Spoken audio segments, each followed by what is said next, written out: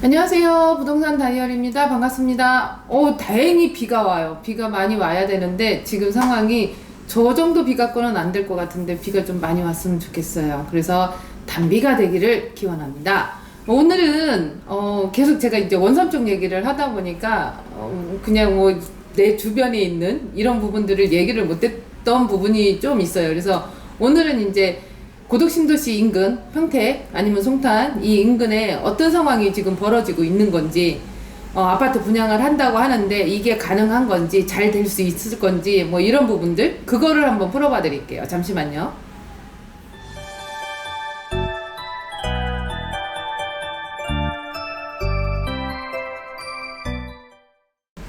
네, 부동산 다이어리입니다. 제가 서두에 말씀드렸듯이 지금 평택의 고덕신도시 인근에 아파트 분양을 하고 있는데 이게 미분양이 나고 뭐 이런 상황이라고는 얘기는 해요. 근데 고덕신도시 안에는 그게 아니거든요. 요번에도 자이센트로 같은 경우가 제가 올려드리지는 못했지만 경쟁률이 굉장히 했거든요.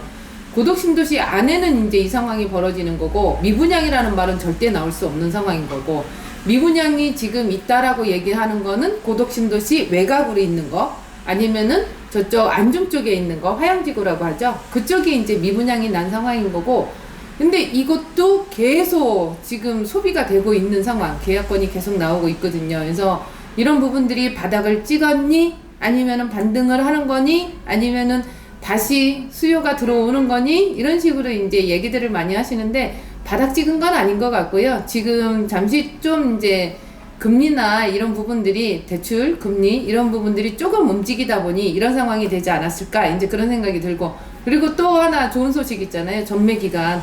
이게 지금 완화가 됐잖아요. 기존에 있었던 거 너무 타이트했던 그 기간 자체를 좀 완화를 시켜줘 버리는 상황이다 보니까 고덕국제신도시하고 그 다음에 브레인시티 안에는 3년으로 이제 묶여 있는 상황인 거고요.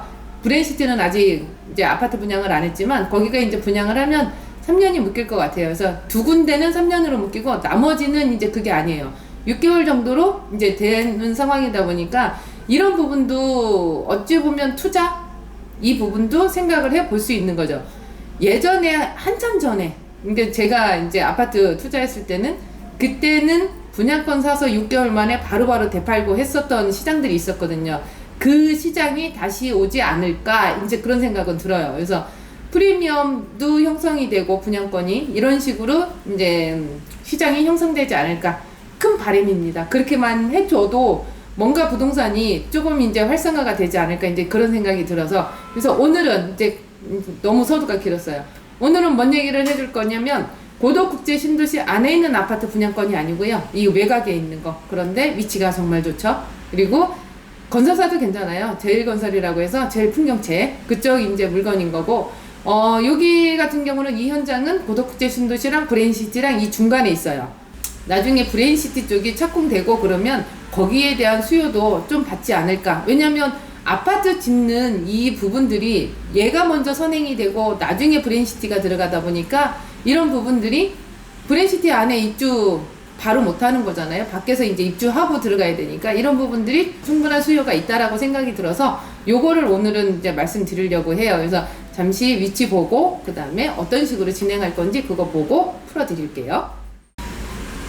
네, 이제 시작해 볼게요. 위치를 보면은 여기는 고덕제신도시인 거고요. 그 다음에 여기는 브레인시티인 상황인 거고, 요번에 이제 제일풍경채에 나오는 게 여기 가제지구라고 해서 요 부분이에요. 그러면 고덕국제신도시 사이, 브레인시티 사이에 이제 가제지구 안에 들어오는 거라서 나중에 고덕국제신도시랑 인근에 있고 브레인시티랑도 경계선에 있는 상황이다 보니까 이런 부분들도 괜찮다고 보는 거죠. 그래서 위치는 이렇게 보시면 될 것 같고요. 여기, 그리고 제일풍경채 홈페이지 들어가서 물건 하나하나를 볼게요. 이게 이제 제일풍경채 그 가제지구에 들어오는 E블럭이라고 하는데, 그 이름은 이제 지제역 반도체밸리 제일풍경채 이렇게 들어가요. 지제역 반도체밸리 제일풍경채 이런 식으로 조감도는 나오고요. 사업 계열을 보면 이렇게 평택 가제지구 도시개발사업 공동 E블럭에 공동주택 신축공사가 들어가는 거고, 세대수는 1152세대. 정말 1000세대가 넘어가면 대단지라고 하는데 1000세대가 넘어가는 거죠. 1152세대. 84제곱미터 A타입, B타입, 그 다음에 103제곱미터 이렇게 해서 두 타입이 나오고 있고요.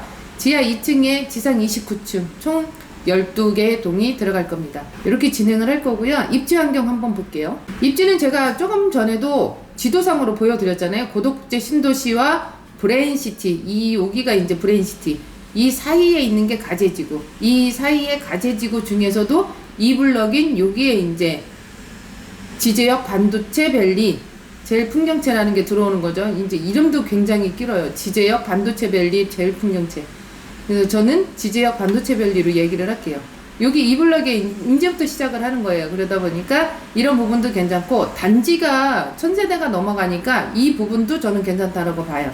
그래서 이렇게 보시면 될 것 같고요. 또 보면 기존에 우수한 교육 환경이라고 하는데 기존에 이제 초중고가 다 있거든요. 요 인근에는. 그래서 여기에 보면 초교 요 예정이라고 하는데 이 단지에 가제지구 안에 들어가는 게 이제 초등학교가 들어가는 거고 유치원도 예정이 되어 있고, 근데 이제 여기는 구도심이라고 하는 부분들이 있거든요. 그래서 기존에 이제 초등학교나 이런 부분들은 있어요. 그래서 그렇게 보시면 될 것 같고, 편리한 광역교통이라고 해서 지제역 SRT나 1호선, 그 다음에 송탄 IC, 동부 고속화 도로 뭐 이런 식으로 다 되어 있고요. 그리고 제천고속도로 있는 거는 다 알고 계시는 거고, 그 다음에 구도심이다 보니까 이제 인프라가 기존에 형성이 되어 있는 그거를 그대로 흡수, 이마트가 있거나 아니면 홈플러스가 있거나 이런 부분들은 그대로 흡수하면 될 것 같고, 그리고 직주 근접에 대한 프리미엄이라고 얘기하는데 이거는 이제 삼성전자가 있고, 그 다음에 브레인시티, 그 다음에 송탄 일반 산업단지가 있는 상황이라 보니까 이런 직주 근접 프리미엄이라는 게 말이 나오는 것 같아요. 또 볼게요. 이 평택이라는 곳은 어찌됐든 간에 이제 삼성전자가 들어옴으로 해서 그 수요가 정말 많이 변화가 되어 있는 부분이다 보니까 삼성을 빼놓고는 말을 할 수가 없는 거예요. 그래서 이 제일풍경채 같은 경우에도 지제역 반도체 밸리라고 이제 이름을 붙인 이유가, 지제역도 이슈가 되겠지만 반도체라는 이 부분도 이슈가 되는 상황이라서, 그래서 아마 이름이 이렇게 되지 않았나. 그래서 평택 같은 경우에는 뭔가 아파트를 분양하거나 아니면 상가를 분양을 한다 이렇게 됐을 때는 삼성을 빼놓고 말할 수 있는 상황은 아니에요. 그래서 삼성이 계속 그 공장을 짓고 있는 상황인 거고, 그만큼 수요가 있으니까 삼성 반도체 평택 캠퍼스를 빼놓고 얘기할 수는 없는 거죠. 그리고 이 브레인시티 안에 이제 아주대 병원이 예정이 되어 있어요. 그리고 MOU도 체결을 한 상황인 거고, 그래서 아주대 병원이 들어오고, 요번에 이제 지제역 복합 환승센터가 이제 더 범위가 커질 수도 있는 여지도 있겠죠. 그래서 이런 부분들이 있는 거고요. 그리고 청약 안내를 한번 볼게요. 제가 서두에도 말씀드렸듯이 이 부분이 전매라는 거, 이게 내가 청약을 했어, 청약을 해서 당첨이 됐어, 당첨이 돼서 계약서를 발행했는데 이 시점부터 6개월 후에는 이 전매가 가능한 상황인 거예요. 6개월 후부터는. 그래서 이런 부분들도 충분한 메리트가 있고, 이런 부분이 충분하게 뭔가가 이슈가 될 수 있는 부분이 되지 않을까, 그런 생각이 들고, 어찌 보면은 더 시기가 잘 됐다라고 봐요. 이게 지제역 반도체, 제일풍경채 같은 경우가 시기를 잘 맞아떨어지게 가지 않았나, 이제 그런 생각이 들기는 해요. 그리고 여기 청약 들어가는 게 청약홈에서 진행을 해요. 청약홈에서 진행을 하고, 그리고 이제 계속 바뀌어가는 과정인 거잖아요. 우리가 예전으로 회귀하는 그 상황이다 보니까 내 조건이 되니 안 되니 이런 식으로 좀 생각을 해보셔야 되는데, 청약홈에 들어가는 거고요. 일반 공급을 보면 여기 보시면은 1순위 청약 조건이 있어요. 주택 소유가 1주택 이상 소유한 세대도 1순위 청약이 가능하다. 이 1주택보다는 이제 무주택자 우선으로 많이 들어갔었는데 1주택 이상 소유한 사람도 1순위 청약은 가능하다. 그렇지만 점수는 떨어진다. 이런 식으로 보시면 되는 거죠. 근데 우리는 이게 이제 그 추첨제랑 가점제랑 같이 들어가니까 추첨을 해도 충분히 가능성은 있다라고 보는 거죠. 그리고 연령 확인은 19세 이상 성인인자, 그 다음에 거주지 확인은 모집 공고일 기준 평택시 및 전국 거주자요. 우리는 전국 청약이 가능하거든요, 평택은. 그러다 보니까 모집 공고일 기준으로 했을 때 평택시면 더 1순위 그 조건이 더 좋은 상황인 거고, 그 다음에 전국 거주자는 이제 충분히 가능성이 있는 거고요. 그리고 청약통장을 갖고 계신 분들이 1년 이상, 10개월 이상이니까 1년 이상 가입해 있으면 그게 이제 1순위 그 조건이 되는 거고, 그 안에 이제 그 금액, 예치 금액, 이게 이제 200만원 이상, 이면은 1순위가 다 가능한 거죠. 이 부분을 갖고 계셔야지 1순위 청약은 가능한데 점수는 이제 차후 두째치고 1순위 청약은 가능하다 이렇게 보시면 될 것 같고요. 이게 제가 이제 요 밑에 그 영상 밑에다가 이 부분을 링크를 걸어 드릴게요. 그래서 들어오셔서 조금 보세요. 그리고 글씨 하나하나를 다 보시면 이 조건이 예전보다는 정말 많이 완화됐구나 라고 느껴지실 것 같고요. 그리고 예치 금액을 보면 지지역 반도체밸리 제일 풍경채의 이 블럭은 84 타입하고 102 타입이 있다고 103 타입이 있다고 그러잖아요. 여기 같은 경우에는 84 타입은 200만원, 여기 103 타입 같은 경우는 400만원이 들어가야 되는 부분인 거고, 모든 면적을 하게 될 경우에는 500만원인데 200만원 이상이면 84 타입은 충분히 가능하세요. 그리고 밑에 보면 조금 전에 제가 그랬잖아요. 1순위 가점제랑 추첨제가 있다고. 그래서 이게 이제 가점제 비율하고 추첨제 비율이 따로 있는 거예요. 그래서 여기 보시면은 가점제 추첨 비율이 가점제는 40인 거고 추첨제는 60. 그리고 103 타입 같은 경우는 추첨제만 100% 이런 식으로 들어가요. 이거 또 볼게요. 여기 일반 공급하기 전에 항상 특별 공급이라는 게 있어요. 특별 공급은 그 조건마다 다 다르거든요. 기관 추천, 다자녀, 신혼부부, 노부모, 생애 최초 이런 식으로 있다 보니까 내가 요 특별 공급에 해당이 되면 해보시는 것도 충분히 가능하지 않을까. 저는 그런 생각을 들어요. 그리고 제일 중요한 거는 이게 내가 1순위가 돼야 안 돼 이거보다는 분양가가 얼마야 이게 저는 제일 중요하다고 보고 있거든요. 근데 아직까지는 분양가가 나오지는 않았어요. 나오지는 않았는데 분양가를 봤을 때 얘가 얼마가 될까 이제 그거를 이제 저희가 추론을 하잖아요. 조금 서두에도 말씀드렸듯이 미분양 부분은 화성 파크드림 같은 경우는 미분양이 있어요. 미분양이 있고 지금 계속 소진이 되어가고 있는 과정인 거고, 화양지구에 들어가는 그 뭐 하나포레나라든지 아니면은 힐스테이라든지 이런 부분들 같은 경우는 미분양이 있는 와중에 갑자기 이제 소진이 돼가고 있는 상황인 거고, 평택이.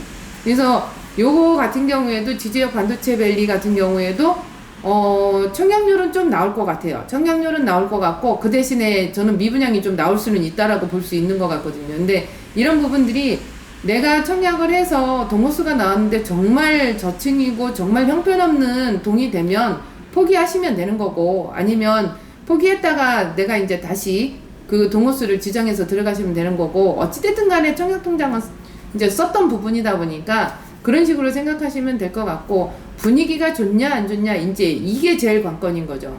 평택이라는 데가 지금 분위기가 좋니 안 좋니 이 상황인 건데, 조금 전에도 말씀드렸듯이 이 위치가 그렇게 안 좋은 곳이 아니거든요.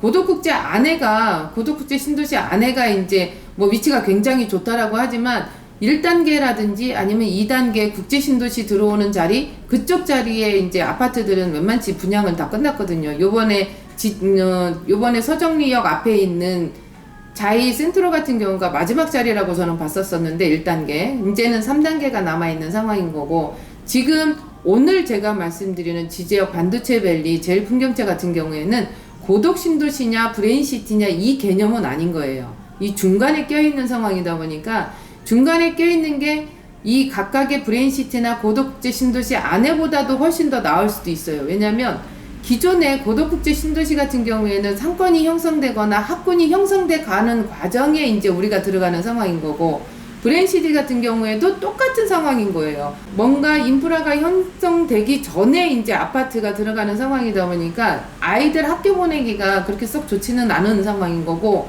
계속 공사판이거든요. 근데 지금 가재지구 같은 경우에는 이게 가재지구라고 해도 얘가 제일 먼저 이제 분양을 한다고 해도 기존에 있었던 인프라를 그대로 사용하는 게 맞는 거거든요. 그래서 이런 부분들이 내가 입주를 했는데 초등학교를 어떻게 보내? 구도심에 있는 학교 보내주시면 될 것 같고요. 그리고 수요가 있냐 없냐, 분양가가 정말 좋냐 안 좋냐, 이게 이제 제일 관건인 건데, 수요는 충분히 있을 것 같아요. 그런데 이제 분양가가 제일 문제일 것 같기는 해요. 이거 제일 풍경채라는 인지도가 평택에서는 그래도 괜찮아요, 나름. 지금 고덕국제 신도시 안에 있는 그 제일 풍경채 같은 경우에도 워낙에 세대수가 이제 많다 보니까 주차장이나 이런 부분들, 이런 것도 주차장이나 이런 부분들도 충분히 이제 그 소화가 되고 있는 상황인 거고, 고덕국제 신도시 안에는 그 이제 숙소로 많이 쓰다 보니까 그 많이 이제 힘들다고 얘기를 하세요, 주차장들이. 근데 여기 같은 경우에도 그럴 수는 있겠지만 고덕축제 신도시보다는 조금 덜 할 거고, 그리고 앞에 어찌됐든 간에 송탄 일반 산업단지가 있단 말이에요. 이게 연도수가 오래된 그런 산업단지이지만 기존에 있었던 사람들 같은 경우에도 움직임이 있는 상황이다 보니까 여기 위치가 안 좋냐 좋냐 이거를 논할 거는 아닌 것 같아요. 이게 어찌 보면 진짜 한 라인으로 붙을 수밖에 없는 거거든요. 고덕국제 신도시랑 브랜시티랑 같은 라인으로 붙어버리는 상황이다 보니까 이 중간에 껴있는 가재지구 같은 경우가 이 중간에서 연결고리 역할을 하는 그 부분이 충분하겠죠. 그리고 기존에 있었던 뭐 이마트라든지 홈플러스라든지 이런 대형마트를 그대로 사용할 거고, 학교도 그렇고, 그래서 이런 부분들이 충분히 가능한데 물어보신다고 한다면, 저한테 이걸 청약을 해요 말아요 라고 물어보신다고 한다면, 이제는 재당첨 기간도 조금은 완화됐잖아요. 제가 봤을 때는 청약 당첨은 거의 다 될 것 같아요. 이게 고덕국제 신도시처럼 경쟁률이 그렇게 많지는 않을 것 같고요. 이게 청약이 당첨이 될 것 같은데, 그런데 내가 정말 해야 되는 게 맞아요? 안 맞아요? 이런 식으로 또 물어보신단 말이에요. 내가 평택에 물건 하나를 살 거고 아파트 하나를 살 거예요 라고 얘기했을 때 피 주고 사고 싶은 생각은 별로 없으시잖아요. 피 주고 산다면 고덕국제 신도시 가는 게 맞는데, 피를 주고 사지 않을 것 같으면 수요가 많은 쪽에 사야 되는 게 맞는 거고, 그게 이제 저는 지제역 반도체밸리 제일 풍경채라고 보고 있거든요. 이거 평형대도 적은 평형대가 아니고 84타입 이상으로 나오는 상황이다 보니까 이런 부분들도 괜찮은 거고, 뒤에 1블럭이나 3블럭이 어느 업체가 어느 정도의 분양가가 나올지는 모르겠어요. 분양가나 이게 이제 제일 관건이긴 해도 그래도 봐줄만은 하다, 그 생각이 드는 거고, 시기적으로도 좀 잘 맞지 않았나 이런 생각이 들어요. 그래서 마무리는 뭐 제가 하지는 않을 것 같은데, 지금 이거를 시기를 보고 관심 있게 보시는 것도 저는 충분히 메리트가 있지 않을까, 이제 그런 생각이 들어서 잠시 영상을 켰고요. 제가 계속 부동산 다이어리 그거 운영하고 있잖아요, 네이버 밴드.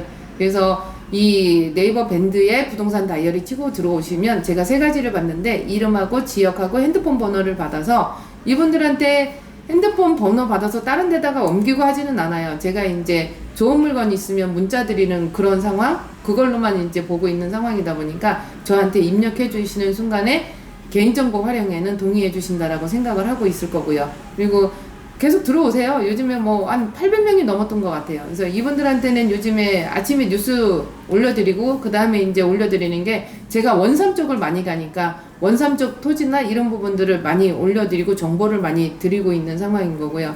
그래서 이런 부분들이 있으니까 부동산 다이어리 치고 들어오시면 제가 승인 내드릴게요. 그리고 오늘 이제 마지막으로 말씀드리면, 지제역 반도체밸리 여기 제일 풍경채 같은 경우에는 청약을 해도 괜찮지 않을까. 근데 이렇게 말을 했는데 분양가가 너무 높게 나오면 하지 마세요 라고 얘기를 하겠죠.